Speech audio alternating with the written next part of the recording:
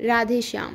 तो अक्सर हम लोगों के साथ ऐसा होता है कि जब हम भक्तों का संग करते हैं, शास्त्रों का अध्ययन करते हैं एवं कथा सुनते हैं, तब हमें प्रभु की अनुभूति होती है। हमें महसूस होता है कि हाँ, प्रभु हमारे साथ हैं और हमें भक्ति का वातावरण मिलता है, तो हमारा मन भी भक्ति में लगता है।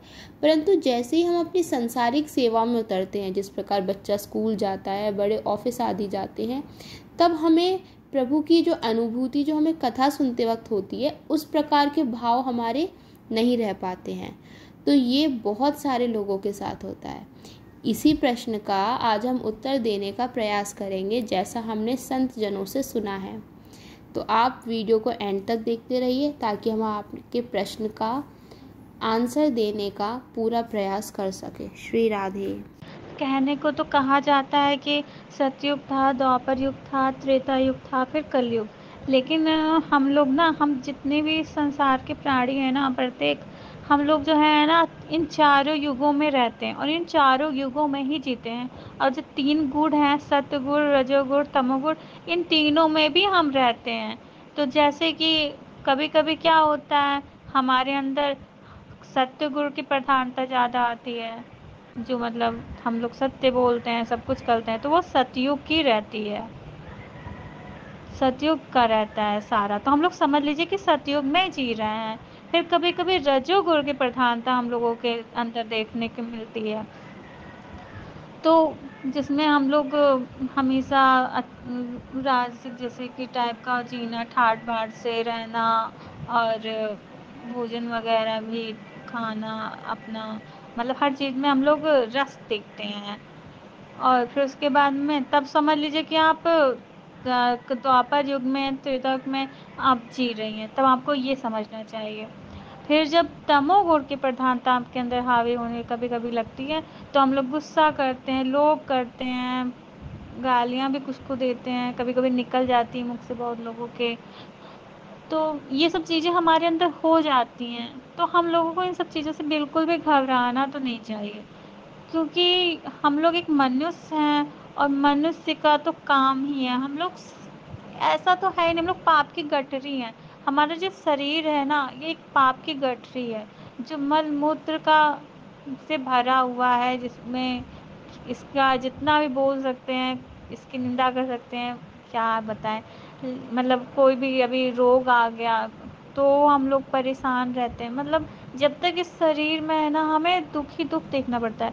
अब क्या हम लोग कर सकते हैं, हम लोग को ना भक्तों का संग करना चाहिए, क्योंकि कहा जाए तो कहते हैं कि हम तो अपने आप से सब कुछ कर लेंगे। नहीं, हम अपने आप से कभी कुछ नहीं कर सकते परफेक्ट। हाँ, एक टाइम तक हम लोग कर सकते हैं परफेक्ट, कि कभी कभी जैसे कि भगवान हम लोग को अपने करीब जैसे लाना चाहते हैं ना, तो बहुत हम लोगों को ये दिखाते हैं, हम लोग को बहुत उनमें एक आता है जैसे अट्रैक्शन होता है, क्योंकि वो अट्रैक्शन हम लोग की तरफ फेंकते हैं, एक जाल भेजते हैं। मतलब हम लोग, मतलब ये इतनी जटिल है ये चीज़, कि मतलब इसको अगर ध्यान से देखें इस चीज़ को, तो सोचें कि हाँ, सच में कैसे कैसे ये चीज़ें एक टाइम पे आती हैं, कि श्री कृष्ण की एक एक लीला समझ में आने लगती है, कि श्री कृष्ण ऐसा क्यों किए थे, वैसा क्यों किए थे। जब हम लोग अपने मनन का चिंतन करते हैं, एक टाइम पे सबके साथ ऐसा होता है। तो पहले तो वो ऐसा करते हैं, तो हमारा खूब मन करता है कि हम लोग अच्छे से करें, एकदम परफेक्ट करें, सब कुछ करें। फिर बाद में क्या होता है, भगवान हम लोग का टेस्ट तब लेते हैं, देखते हैं कि अब देखिए ये खुद से कितना कर रहा है। पहले तो हम लोग को जैसे कि होता नहीं है कि हम लोग के अंदर, हमारे अंदर तो सखा भाव है, हमारे अंदर तो मातृत्व भाव है, हमारे अंदर तो ये भाव है। फिर हम तो क्या कहते हैं, कांता भाव है हमारे अंदर, प्रिया प्रीतम मानते हैं उनको, ये मानते हैं। तो ये सब जो है ना, श्री कृष्ण हम लोगों को अपने तरफ अट्रैक्ट करते हैं, तो ये वो होता आता है हमारे अंदर। पर ऐसा नहीं है, हम लोग पहले स्टेज पे भी अभी नहीं आए हैं, और हम लोगों को भक्तों का संग करना चाहिए, जिससे क्या होगा, और गुरु का संग, तो धीरे धीरे हम बढ़ पाएंगे। और अगर हम नहीं करते ना, तो जब श्री कृष्ण हम पे हमारा टेस्ट लेना स्टार्ट करते हैं, तब वहीं पे हम लोग गिरने लगते हैं, तब वहीं पे कहते हैं, अरे मेरे साथ ऐसा क्यों हो रहा, क्यों ऐसा हो रहा है श्री कृष्ण, अब हम क्या करें, आप तो सुन ही नहीं रहे हो हमारी, क्या, ऐसे हम लोग बोलने लगते हैं। तो इसमें हम लोगों को सिर्फ भक्तों का संग पे डिपेंड रहना चाहिए, गुरु आज्ञा पे डिपेंड रहना चाहिए। जैसा मतलब आप जिस संप्रदाय में, पहले अगर संप्रदाय आपने चूज किया तो जिस संप्रदाय में वैसा करिए। और अगर आपने कोई संप्रदाय नहीं चूज़ किया तब आप क्या कहते हैं, तब भी एक वैष्णव धर्म के अनुसार अपना पालन करिए, जैसा भी आपसे सूटेबल हो सके, जो आचार आप जिनका सुनती हैं ज़्यादा आपको पसंद आते हैं उनके हिसाब से आप करना स्टार्ट कर दीजिए। फिर उसके बाद में आप क्या कर सकती हैं, आप भजन सुन सकती हैं।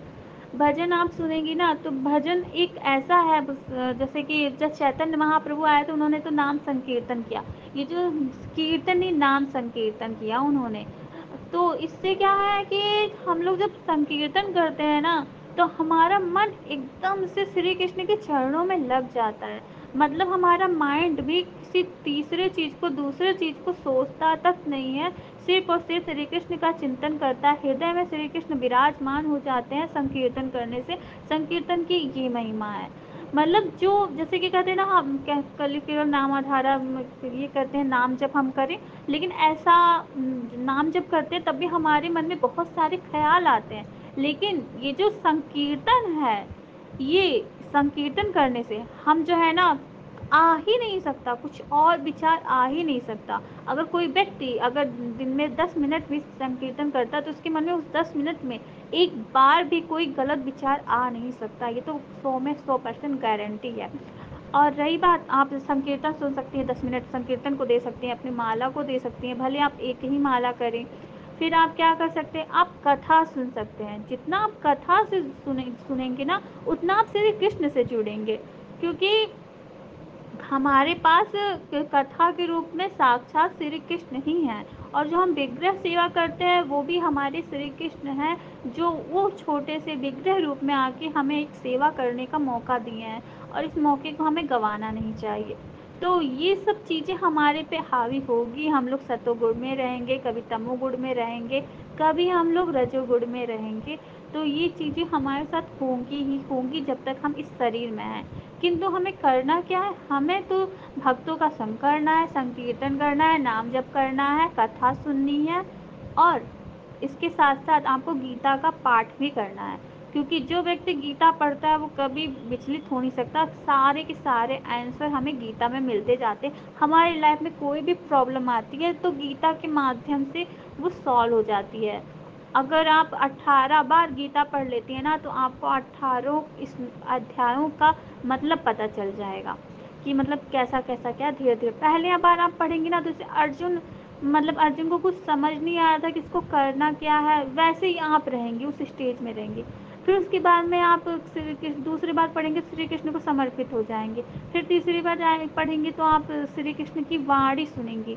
तो आपको तीसरी चौथी बार में ना श्री कृष्ण क्या कह रहे हैं, कहना क्या चाह रहे हैं, ये चीज़ समझ में आएगी। लेकिन उसके लिए आपको क्या करना रहेगा, आपको अपने आप को श्री कृष्ण को समर्पित कर देना है कि श्री कृष्ण तुम जैसा कर रहे हो मुझे मंजूर है, मेरा पाप भी पुण्य सब तेरा है और तुझको ही अर्पित है, तो जैसा आप करते हो मुझे सब स्वीकार है। ऐसे करके आपको करना है। आगे तो श्री कृष्ण है ही हमारे रक्षक।